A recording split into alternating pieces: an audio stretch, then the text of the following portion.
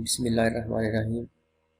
अच्छा क्लास, पिछले जो पार्ट वन था इस लेक्चर का, उसमें हमने देखा था कि सिंटैक्स रूल्स क्या होते हैं, सिमेंटिक रूल्स क्या होते हैं, डाटा टाइप्स क्या चीज़ें होती हैं, ऑपरेटर क्या चीज़ होती है, और प्रेसिडेंट्स का क्या मतलब है कि कोई भी अगर ऑपरेटर सॉल्व करना हो तो उसको कैसे, कोई भी अगर एक्सप्रेशन सॉल्व करना हो तो उसको कैसे सॉल्व किया जाता है। फिर हमने अंत में देखे थे कि डाटा टाइप्स क्या चीज़ें होती हैं। ठीक है, कोई भी डाटा स्टोर करवाने के लिए जो भी कंप्यूटर अपने पास मेमोरी असाइन करता है उसकी एक स्पेशल किस्म की टाइप्स होती हैं। फॉर एग्जांपल कि अगर मैंने इंटीजर को स्टोर करवाना तो मुझे इंटीजर के हिसाब से मेमोरी अलॉट करनी पड़ेगी। अगर मुझे फ्लोटिंग पॉइंट को नंबर को स्टोर करवाना है तो फ्लोटिंग पॉइंट के हिसाब से मुझे मेमोरी असाइन करनी पड़ेगी।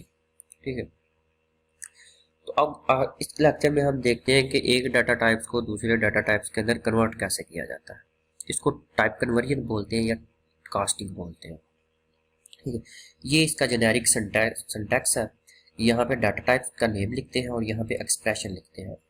इस एक्सप्रेशन का जो भी आंसर आएगा, either it is in integer type और इन फ्लोटिंग पॉइंट, तो वो क्या होगा कि उसको कन्वर्ट कर देगा इस डाटा टाइप्स जो पहले नाम लिखा है। यहाँ पे इंट भी लिखा हो सकता है, यहाँ पे डबल भी लिखा हो सकता है, तो जो भी यहाँ पे नाम लिखा होगा ना उसके अंदर ना वो कन्वर्ट हो जाएगा। इसकी एग्जांपल देखते हैं।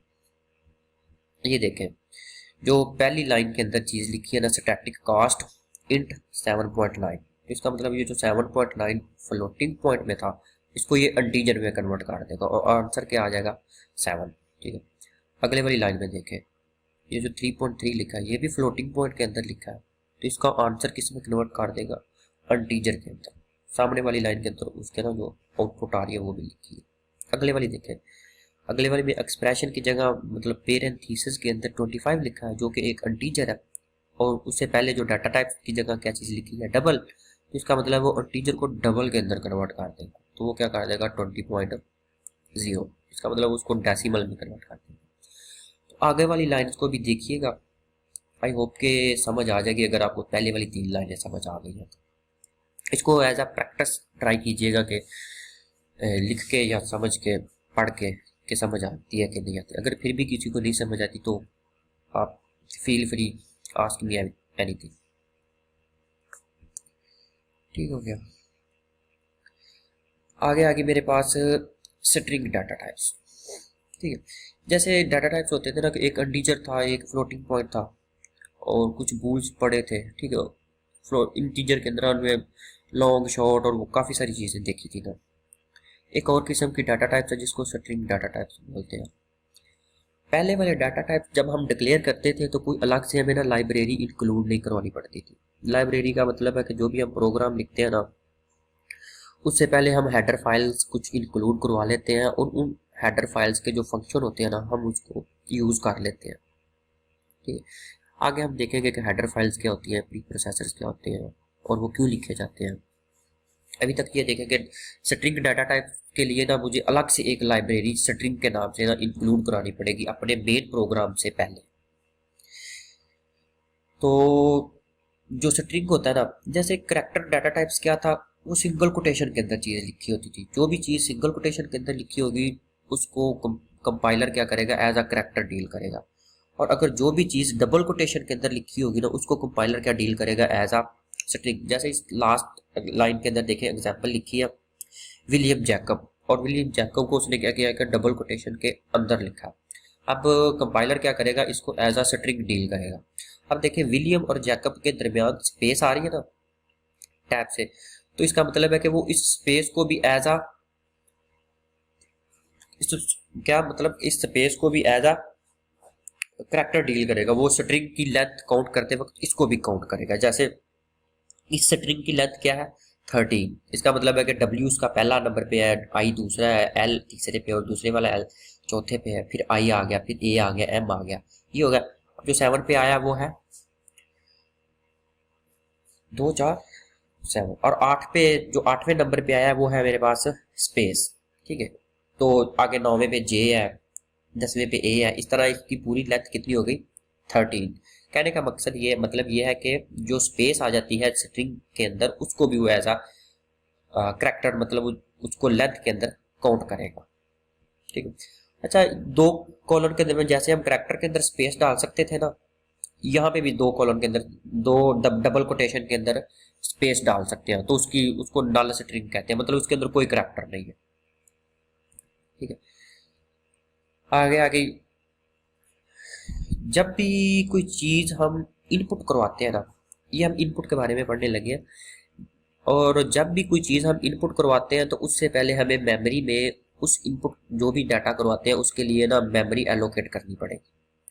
और मेमोरी एलोकेट कैसे करते हैं, उसके लिए हम वेरिएबल डिक्लेयर करते हैं। वो वेरिएबल डिक्लेयर करने का भी एक खास सिंटैक्स है, वो हम देखेंगे कि खास सिंटैक्स क्या है। इसका मतलब है कि मेमोरी कोई भी वेरिएबल स्टोर करवाना तो उसके लिए दो स्टेप तो जरूरी है। एक तो हमें पहले उसके लिए मेमोरी एलोकेट करनी पड़ेगी, और बाद में उसके अंदर जो भी इनपुट डाटा होगा वो उस मेमोरी लोकेशन के ऊपर हम क्या करते हैं, स्टोर कर सकते हैं। और ये जो इनपुट डाटा है ना, ये या तो हम during the declaration hard code कर सकते हैं, या क्या कर सकते हैं कि कोई भी प्रोग्राम लिखते वक्त हम यूजर से भी लेके उस मेमोरी लोकेशन के अंदर क्या कर सकते हैं, स्टोर करवा सकते हैं। सही, आगे इनका सिंटैक्स क्या है वो हम देखते हैं। जैसे कि मैंने पीछे वाली स्लाइड में बताया था कि जो भी हम वेरिएबल डिक्लेयर करते हैं उसका मकसद मतलब ये होता है कि हम मेमोरी में उस वेरिएबल के लिए जगह एलोकेट कर रहे हैं। जगह मीन्स के मेमोरी एलोकेट कर रहे हैं उस वेरिएबल को। तो अगर वेरिएबल का मतलब नाम से ही जैसे जाहिर है कि हम प्रोग्राम के अंदर इसकी वैल्यू को चेंज कर सकते हैं, मतलब प्रोग्राम के अंदर इसको अपडेट कर सकते हैं, इसको प्लस प्लस कर सकते हैं, इसको माइनस माइनस कर सकते हैं। ये प्लस प्लस और माइनस माइनस क्या चीज़ें हैं, ये हम देखेंगे कि इंक्रीमेंट और डिक्रीमेंट ऑपरेटर क्या होते हैं। ठीक है, लेकिन यहाँ तक ये है कि आपको समझ आनी चाहिए वेरिएबल ऐसी चीज़ होती है जिसके अंदर हम वैल्यू स्टोर करते हैं और उस वैल्यू को हम अपडेट कर सकते हैं। लेकिन अगर मैं चाहता हूं कि कोई ऐसा वेरिएबल डिफाइन करूं वो कांस्टेंट टाइप का हो, क्या हो, कांस्टेंट टाइप का हो, कि ड्यूरिंग द प्रोग्राम उसकी वैल्यू को मैं चाह के भी अपडेट ना कर सकूं। फॉर एग्जांपल, तो उसके लिए सिंटैक्स है, कांस्टेंट लिखते हैं, डाटा टाइप्स का नाम लिखते हैं, और यहाँ पे आइडेंटिफायर लिखते हैं। मैंने बताया था ना कि जो भी वेरिएबल का नाम होता है उसको आइडेंटिफायर बोलते हैं, और ये जो इक्वल है ये असाइनमेंट ऑपरेटर है, और उसके साथ एंड पे उसकी वैल्यू असाइन कर देते हैं। ये इसका एक जेनेरिक सिंटैक्स था कोई भी कांस्टेंट वेरिएबल डिक्लेयर करने के लिए। सही है, नीचे इसकी एग्जांपल देख लेते हैं। जैसे कि उसने किया कि कांस्ट और डबल टाइप, डबल जो लिखा है ना ये एक रिजर्व वर्ड है। देखिए उसने लिखते वक्त उसको क्या किया, ब्लू कर दिया। और ये जो कन्वर्जन है ये इसकी आइडेंटिफायर है, और आगे इक्वल 2.54, और ये जो 2.54 है वो कन्वर्जन के अंदर जाके स्टोर हो जाएगा। कन्वर्जन का मतलब है कि जब हम लिखते हैं ना यहाँ तक, अगर हम यहाँ तक लाइन लिखते हैं कांस्ट डबल कन्वर्जन, तो इसका मतलब है कि मेमोरी के अंदर इसके लिए जगह एलोकेट हो गई। जब उसके आगे 2.5 लिखेंगे तो ये इक्वल का असाइनमेंट ऑपरेटर होता है, और 2.54 को क्या करेगा, कन्वर्जन के अंदर स्टोर करवा देगा। और ये एक कांस्टेंट टाइप का वेरिएबल है, इसको हम चेंज नहीं कर सकते। नीचे वाली एग्जांपल देखें जिसके अंदर वो नंबर ऑफ स्टूडेंट्स को भी कांस्टेंट रख रहा है। नीचे वाली देखें कि वो करैक्टर एक करैक्टर डिक्लेयर कर रहा है ब्लैंक नेम से, और उसके अंदर भी ब्लैंक ही स्टोर करवा रहा है। ठीक है, ये सारी चीजें कांस्टेंट टाइप की होती है, कुछ मतलब प्रोग्राम के अंदर हम चेंज नहीं कर सकते। अगले वाली देखें, कोई ऐसा वेरिएबल भी हम डिक्लेयर करते हैं कि जिसकी वैल्यू को हम ड्यूरिंग द प्रोग्राम अपडेट कर सकते हैं, या कोई भी हमें प्रोग्राम के अंदर चीज काउंट करनी है तो हम एक काउंटर डिक्लेयर करेंगे इंट टाइप का, तो उसको हम क्या करते हैं, उसकी वैल्यू को हम प्लस प्लस भी कर सकते हैं और माइनस माइनस भी कर सकते हैं, मीन्स के उसकी वैल्यूज को हम अपडेट कर सकते हैं। और कोई भी वेरिएबल डिक्लेयर करने का ये सिंटैक्स है, पहले हम डाटा टाइप्स लिखते हैं, फिर आइडेंटिफायर लिखते हैं, और फिर क्या करते हैं, एंड पे सेमीकोलन डालते हैं। सेमीकोलन के बारे में भी देखेंगे कि सेमीकोलन क्या चीज़ है। इन शॉर्ट के पहले डाटा एग्जाम्पल देखते हैं। पहले नीचे वाली क्या लिखी, डबल अमाउंट ड्यू, डबल इसकी डाटा टाइप्स है और अमाउंट ड्यू क्या है, ये आइडेंटिफायर्स है। इतनी लाइन लिखने का मतलब है कि कंपाइलर क्या करेगा कि अमाउंट ड्यू वेरिएबल के लिए मेमोरी के अंदर स्पेस एलोकेट कर देगा। ठीक है, नीचे वाली एग्जांपल देखें, वो उसमें इंट काउंटर डिक्लेयर कर रहा है, इंट उसकी डाटा टाइप है, काउंटर आइडेंटिफायर है। इसका मतलब आइडेंटिफायर का नेम जो भी रख सकते, हम अपनी मर्जी से कोई भी रख सकते हैं, लेकिन उसको आइडेंटिफायर का जो नेम है वो रूल्स के अकॉर्डिंग होना चाहिए। फॉर एग्जांपल, इसमें जो पहले वाली एग्जांपल थी उसमें अमाउंट ड्यू लिखा है ना, मैं अब अमाउंट और ड्यू के दरमियान स्पेस नहीं डाल सकता, ना इन दोनों के दरमियान में कोई ऑपरेटर यूज कर सकता हूँ, ना ही अमाउंट ड्यू के एंड पे मैं साइन ऑफ एक्सक्लेमेशन डाल सकता हूँ, ना ही मैं अमाउंट ड्यू को जो ना अमाउंट ड्यू से पहले कोई न्यूमेरिक नंबर लिख सकता हूँ। ठीक है, अगर मुझे अमाउंट और ड्यू को सेपरेट करना है तो मुझे इन दोनों के दरमियान अंडरस्कोर यूज करना पड़ेगा। सही। सबसे आखिरी वाला देखें, उसने क्या किया है कि एक स्ट्रिंग टाइप का डाटा टाइप्स डिक्लेयर किया है और उस आइडेंटिफायर का नेम क्या है, नेम। ठीक है, जो NAME लिखा है ना, ये एक आइडेंटिफायर है जो कि डाटा टाइप्स का नाम है। इस नेम की जगह हम कुछ भी रख सकते थे, स्ट्रिंग STR भी रख सकते थे, STR1 कुछ भी रख सकते थे। ठीक है, ये होते हैं वेरिएबल। इसको ऐसे मतलब इन वेरिएबल्स को डिक्लेयर करने का ये सिंटैक्स है। ठीक, अब जैसे हमने पहले पढ़ा था कि या तो जो वेरिएबल डिक्लेयर करते हैं, वेरिएबल डिक्लेयर करने का मतलब है कि मेमोरी के अंदर उनके लिए जगह असाइन कर देते हैं। सही। और उस जगह के ऊपर या तो हम क्या कर सकते हैं कि during the declaration value hard code कर सकते हैं या यूजर से लेके इनपुट करवा सकते हैं।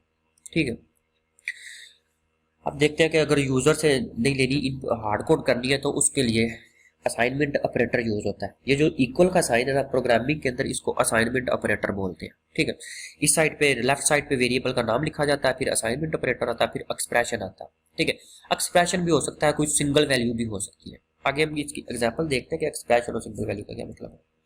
ये देखें, मैंने क्या किया कि इंट num1 num2 दो वेरिएबल डिक्लेयर किए जिनकी डाटा टाइप्स क्या है, इंट। एक वेरिएबल डिक्लेयर किया जिसकी डाटा टाइप सेल्स के नाम से, जिसकी डाटा टाइप्स क्या है, डबल। ठीक है, एक और वेरिएबल डिक्लेयर किया फर्स्ट के नाम से जिसकी डाटा टाइप्स क्या है, कैरेक्टर। और ये देखें नीचे एक मैंने वेरिएबल डिक्लेयर किया स्ट्रिंग के नाम से जिसकी डाटा टाइप्स क्या है, स्ट्रिंग। ठीक है, अब मैं क्या करता हूँ, नंबर 1 के अंदर 4 को असाइन करवा देता हूँ। क्या, नंबर 1 के अंदर 4 वैल्यू करवा देता हूँ, और नंबर 2 के अंदर एक पूरा एक्सप्रेशन, जैसे मैंने ऊपर बताया था कि इस वाली स्लाइड्स में अंदर के एक्सप्रेशन की जगह कोई सिंगल वैल्यू भी हो सकती है या एक्सप्रेशन भी हो सकता है। इस एग्जांपल के अंदर देखें, नंबर 1 के अंदर सिंगल वैल्यू स्टोर हो रही है और नंबर 2 के अंदर एक पूरा एक्सप्रेशन पहले एवैल्यूएट होगा और फिर उसकी वैल्यू उसके अंदर स्टोर होगी।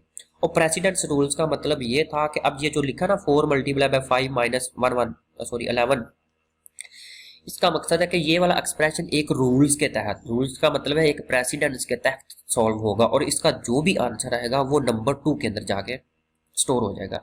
इसी तरह सेल्स के आगे भी एक एक्सप्रेशन लिखा है जो एवैल्यूएट होने के बाद उसकी वैल्यू क्या होगी, सेल्स को असाइन हो जाएगी। ठीक है, हम क्या कर, ये तो थी डायरेक्ट वैल्यू असाइन करते हैं। हम एक वेरिएबल को दूसरे वेरिएबल की वैल्यू भी असाइन करा सकते हैं। फॉर एग्जांपल, अगर मैं नंबर 1 के अंदर क्या स्टोर करता हूँ, 18, और नंबर 1 को जो नई वैल्यू अपडेट करता हूँ ना, अब देखो मैंने नंबर 1 डिक्लेयर करते वक्त उसके साथ कांस्टेंट नहीं लिखा था, अब मैं नंबर 1 की वैल्यू को अपडेट कर सकता हूँ जैसा कि इस केस में हो रहा है। पहले उस नंबर 1 के अंदर वैल्यू क्या स्टोर करवाई मैंने, 18। अब क्या करता हूँ, number 1 is equal to number 1 plus 17। अब जो ये वाला नंबर 1 है ना, इसके अंदर 18 वैल्यू स्टोर है। अब ये 18 और 27 आपस में प्लस होकर जो भी आंसर आएगा वो नंबर 1 की नई वैल्यू हो जाएगी। ठीक है, अब मैं क्या कर सकता हूँ, नंबर 1 की वैल्यू को मैं नंबर 2 के अंदर भी कॉपी करा सकता हूँ। कॉपी मीन्स के नंबर 1 की वैल्यू को मैं असाइन करा देता हूँ using the assignment operator to the number 2। सही हो गया। ये जो नीचे वाली 2 एग्जांपल है ये आप लोगों ने देखनी है प्रैक्टिस के लिए। आई होप कि इसकी ना समझ आनी चाहिए। ठीक है, ये वाली स्लाइड ये है कि मैंने कहा था ना कि कोई भी वैल्यू अगर हमने स्टोर करवानी है तो उसके लिए हमें एक अप्रोप्रिएट डाटा टाइप्स डिक्लेयर करनी पड़ेगी। फिर उस डाटा टाइप्स के अंदर हम या तो यूजर से लेके वैल्यू रखवा सकते हैं या हम अपनी मर्जी से कोई हार्ड कोड भी वैल्यू कर सकते हैं। तो इसका मतलब है जो भी डाटा टाइप डिक्लेयर करते हैं वो कोई वैल्यू को होल्ड करने के लिए ही होती है। और फिर दोबारा बता देता हूँ कि डाटा टाइप डिक्लेयर करने का मतलब क्या है कि मेमोरी में स्पेस एलोकेट करना। हम ऊपर एग्जाम्पल देखा है कि कोई भी वेरिएबल अगर हमने डिक्लेयर करना हो और इनिशियलाइज करना हो, इनिशियलाइज का मतलब है कि जब हम डिक्लेयर करते हैं उसी टाइम उसको क्या कर देते हैं, वैल्यू असाइन कर देते हैं। ये देखिए ये उसका सिंटैक्स है। जैसे कि पहला क्या कर रहा है, int first is equal to 13। इसमें मैंने एक फर्स्ट के नाम से इंटीजर डिक्लेयर किया है जिसके अंदर वैल्यू क्या असाइन करा दी है, 13। आगे वाला देखिए सेकंड, एक इंटीजर टाइप का सेकंड नंबर डिक्लेयर किया है जिसके अंदर वैल्यू क्या रखवा दी है मैंने, 10। इसको बोलते हैं कि variable declaration and initialization of variable. मतलब मैं वेरिएबल को डिक्लेयर कर रहा हूँ साथ ही उसकी कोई ना कोई वैल्यू रखवा रहा हूँ।